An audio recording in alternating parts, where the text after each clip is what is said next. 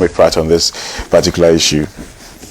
Well, the police are carrying out two sets of investigations. Yes. There's one investigation is being carried out into all these threats of death and so on. That's one investigation. It is for that investigation that two persons have been arrested. Okay. There's a third investigation into the possession of dangerous weapons, high-grade weapons. And it's for that investigation that another person linked directly with the New Patriotic Party's communications has been arrested. Arrested. Now, I saw the videos. I saw some of the videos, and I was completely horrified. I saw the video in which a woman actually says that we will kill President Mahama. We will put his body in a cocoa sack and throw it away. And thereafter, we will behead Lordina Mahama. I'm wondering, what can justify this? I believe she's a lunatic. What can justify this? And to have the courage to video yourself saying this and to post it is unimaginable. If she was saying it in a corner without cameras and so on, maybe it's still lunatic. But the extent of the lunacy may be different. But this one, limited. she actually puts a camera on herself, recording herself saying, we're going to kill the president. And when we finish killing the president, his innocent wife, who is not a politician,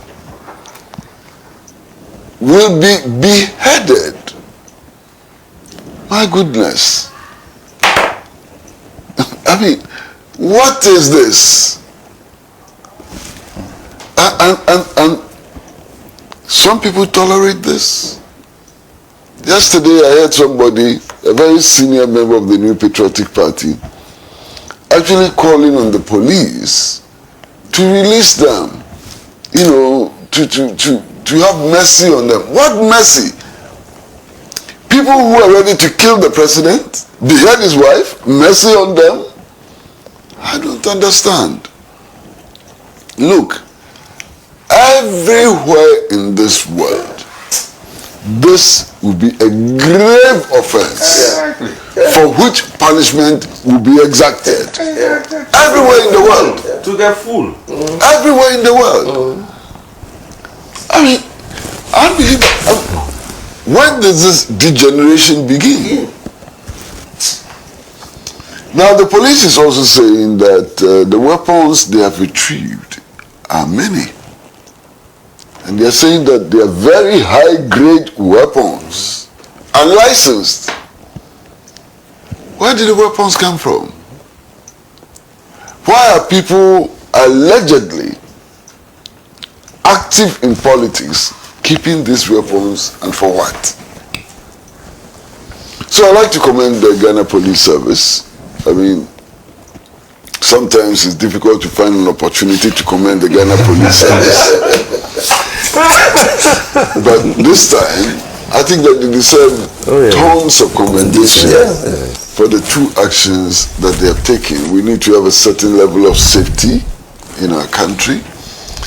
And those who deliberately, are causing serious worries for all of us, at least need to be taught a few lessons in decency in public commentary. You understand? I'm lost. And see, this thing is spreading. It is not just elements of the New Patriotic Party who are doing this against NDC and so on. Even inside the parties, the language which is being used. This morning, I'm reading this newspaper, The Hawk, and there's a report of an MPP activist actually referring to Kennedy Japan as a Frankenstein. Frankenstein! You know what a Frankenstein is? That's the ultimate monster. Monster. It's a monster. So, where is this language coming from?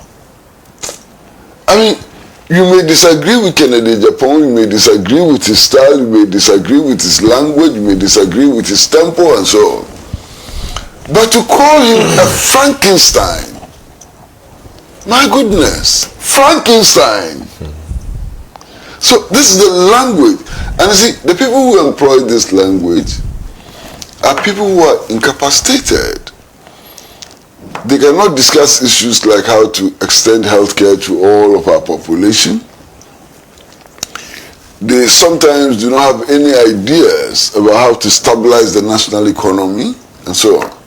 So this is all they can do, referring to other people as Frankenstein and threatening to kill people and put their bodies in cocoa sacks and throw them away and so on. That's all they can contribute. You know, my brothers, yesterday, something struck me. You see, all kinds of people pop up here and there and declare their intentions to be president. You understand? What they're actually doing in effect is that they want to become leaders of the 32 million people in Ghana.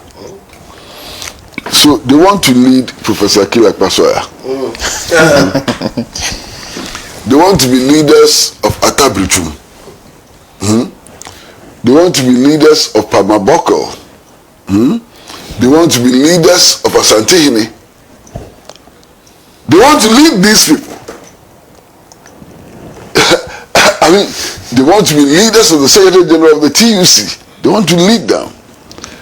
So before you proclaim yourself as a person with a leadership ambition, look at the population you want to lead. And the people. Look at the population. I mean, one of them made some really horrible remarks about the helicopter crash. And I'm looking at it and saying, this man wants to be Akila Akpasoya's leader. This man wants to be Chachu Chikata's leader. He wants to be my leader. He wants to be your leader. Also, we don't argue. I'm taking myself out. But the man, he stood in the mirror, looked himself up, listened to his voice and his foolishness, and decided that he's qualified to lead Akila Akpasoya. Hey, what is this? And he's not even ashamed. Yeah. Listen, this country has been led by Prime Nkrumah before. Yeah. So when you come up and you say that you want to lead this country, you want to be president, you are saying that you want to step into the shoes of Kwame Nkrumah. You want to be the league. The league of Kwame Nkrumah, can you imagine? That's how you see yourself. There's something wrong. Alaji, there's something seriously wrong. How can these people look themselves in the mirror, weigh themselves, and say they want to be presidents? And they have nothing to offer. So they resort to such brazen insults, refer to each other as Frankenstein. Frankenstein! Hey, what is this? But that is where we've got into. And I think that sane people in our society need to put in some effort, you know, to set standards, proper standards of behavior in our society. Just look, where we are going is troubling. Somebody actually sits in her room and makes a video of himself or herself saying things that they know are not true. Very damaging things that they know are not true, and they put it out there. Something must be wrong with them. There must be a certain level of insanity. And then, my brother, the other thing that shocks me, I'm sure you have suffered it, I'm sure you've also suffered it. Somebody sits somewhere and impersonates you and opens a Facebook account in your name. Sure, there are several. Opens an X account in your name. Yeah, the person actually verified it. The person actually verified it. And they are spreading venom. They are spreading garbage. They are just destroying you. I mean, how does this happen? I insist. I seriously insist that the security services should establish a serious cyber security unit that goes after such people. And those people who are being impersonated on social media and so on should file complaints, which should be properly investigated, and the culprits should be arrested and dealt with according to law. I mean, stealing people's identity is one of the worst crimes you can commit, and they're stealing identities and misusing it and so on. And they're sitting down, they are not arrested, they do it with impunity. Something must happen. Thank you very much. Before you come, it's not only that. I'm sure you've read stories about what in papers about what you are alleged to have said, which never came out of your mouth. It happens every day. I can't do anything this way. For some of us who do public commentary on a regular daily basis, we are suffering. Every now and then, I read things that I'm supposed to have said. I never said.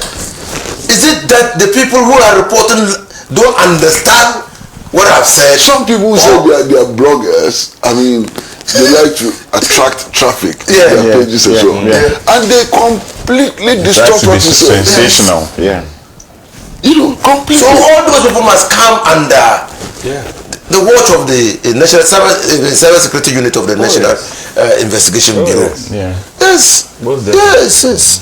But you see, I also believe that lady in question, I have a certain conviction that there's certain lunacy there. You know, in which case she's not responsible for her actions, and therefore what should happen is reference to the psychiatrist. well, I think she's still culpable. You see, I had a late brother-in-law, Dr. Sami Alotin, who believed that, because he was a psychiatric doctor, everybody he sees, if he'll be gauging how much of it do you have, how much of it don't you have.